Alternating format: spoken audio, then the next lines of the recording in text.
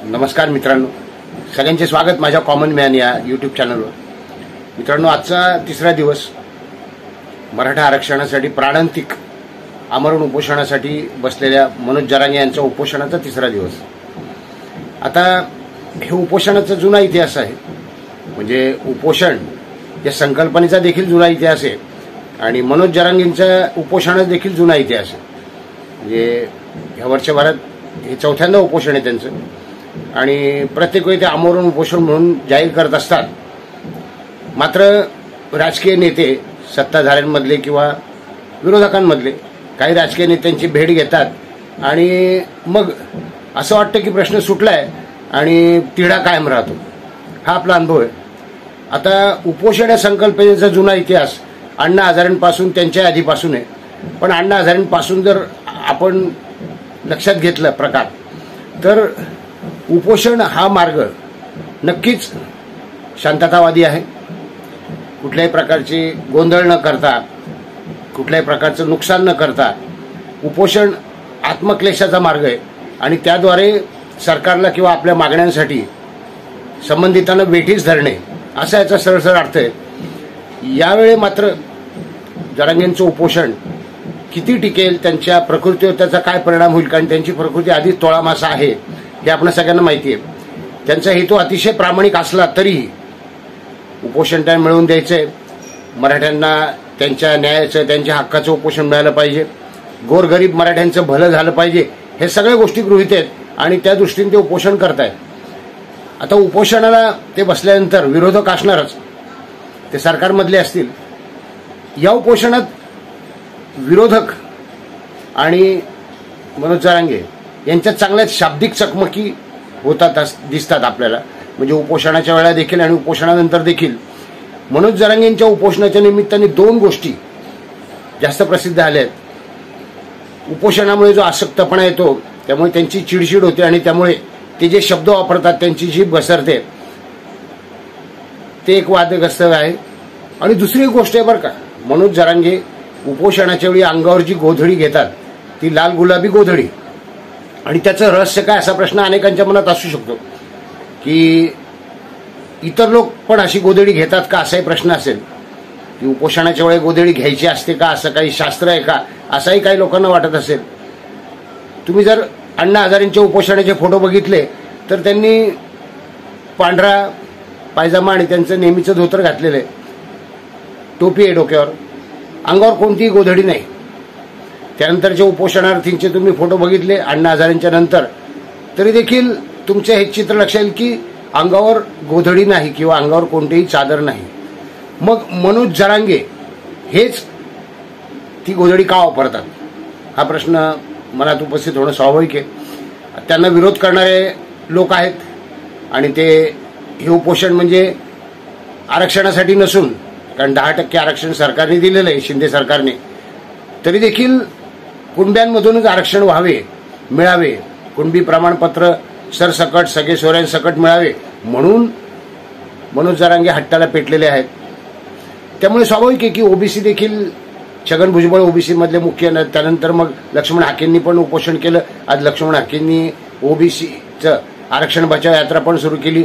25 तारखेला वंचित बहुजन आघाडीचे ॲडव्होकेट बाळासाहेब आंबेडकर म्हणजे प्रकाश आंबेडकर देखील आरक्षण बचाव यात्रा काढणार आहेत.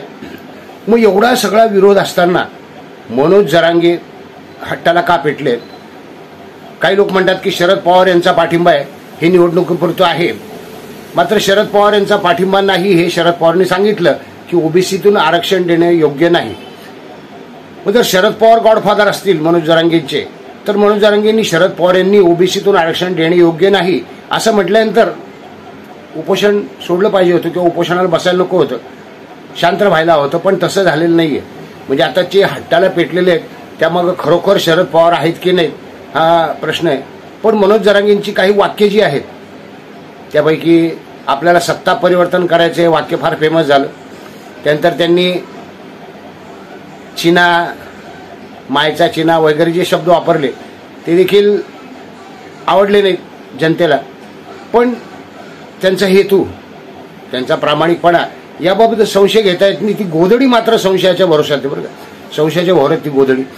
असायला नको खरं तर. पण काहींचं म्हणणं आहे, म्हणजे सोशल मीडियावर मी बघत असतो तेव्हा विरोधकांचे जे समर्थक आहेत किंवा सरकारचे जे समर्थक आहेत, शिंदे गटांचे, शिंदेचे समर्थक आहेत, जे फडणवीसांचे समर्थक आहेत, जे आता अजितदादांचे समर्थक आहेत, ते त्या गोधडीवरून भलत्या सलत्या कॉमेंट करतात आणि ते योग्य नाही असं मला वाटतं.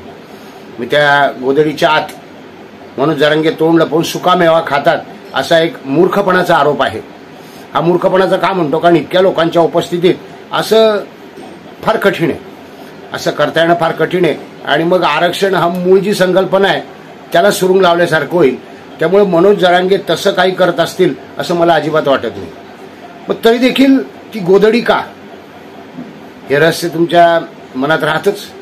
त्या गोधडीचं कारण काय, कोणी प्रत्यक्ष अजून प्रश्न विचारलेला नाहीये, म्हणजे माझ्या ऐकत नाही, विचारला असेल तर. आणि मनोज जरांगे काय उत्तर दिलं हे देखील आपल्यापर्यंत पोहोचलेलं नाहीये.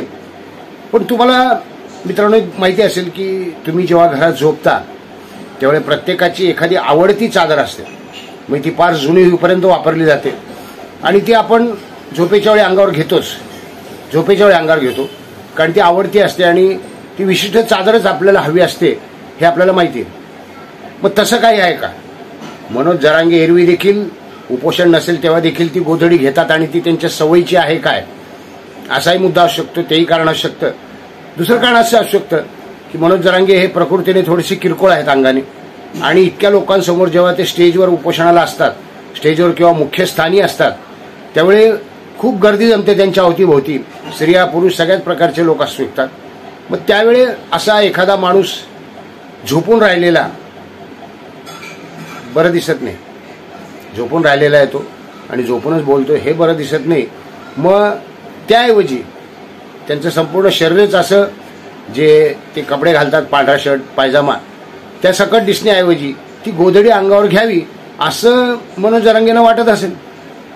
त्यांच्या हालचाली त्यामुळे सहज होत असतील. असहज हालचाली होऊ नये म्हणून, ते असहज लोकांसमोर दिसू नये म्हणून कदाचित ते गोधडीचं प्रयोजन असेल. बघा, दोन कारणं आहेत.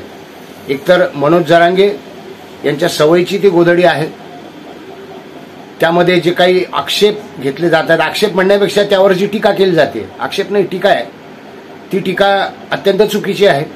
त्यांच्या सवयीची ती गोधडी असेल तर त्यांनी नक्की घ्यावी. आता प्रश्न आहे की मनोज जरांगेंनी स्वतःच्या जीवाचे असे हट्टाला पेटून हाल करून घ्यावेत का? तर मी म्हणेन की आता हा मार्ग नको. तुम्ही पुन्हा आंदोलन करा, वेगळं आंदोलन करा. तुम्ही मोर्चे काढलेले आहेत, यात्रा काढल्या आहेत, रॅली काढलेल्या आहेत, पण स्वतःच्या जीवाशी खेळू नका. स्वतःच्या जीवाला जपावं मनोज जरांगेंनी, अशी माझी प्रामाणिक इच्छा आहे. त्या गोधडीबद्दलचे तुमच्या मनात काही प्रश्न असेल तर ते काढून टाका. ती त्यांची सवयीची असू शकते, किंवा मग त्यांना असहज वाटत असेल, इतके लोक आसपास जमतात, त्यांना एक वेगळं मानसिक बळ मिळत असेल, त्या गोधडीमुळे सहज त्याने हालचाली करता येत असतील. पण बाकीचे सगळ्या गोष्टी बाजूला ठेवा. त्यांचा हेतू महत्वाचा आहे. ते उपोषण करतायत, मराठा समाजासाठी झटतायत. आता 25 तारखेला प्रकाश आंबेडकरांची देखील रॅली निघेल. त्यांनी पत्रकार परिषद घेऊन सांगितलंय आंदोलनाचा रस्ता कसा असेल, रॅलीचा रस्ता कसा असेल, त्याबद्दल सगळं बघूयात. यावेळी मनोज जरांगे लवकर उपोषण सोडतात की प्रकाश आंबेडकरांच्या आरक्षण बचाव यात्रेनंतर मग काहीतरी या प्रश्नाला पुढे गती मिळते. सध्या तरी अजूनही कोणी सरकारकडून भेट घेतलेली नाही मनोज जरांगेंची. ती भेट घेतली जाते बहुतेक वेळा 4-5 दिवसानंतर ती सुरुवात होते.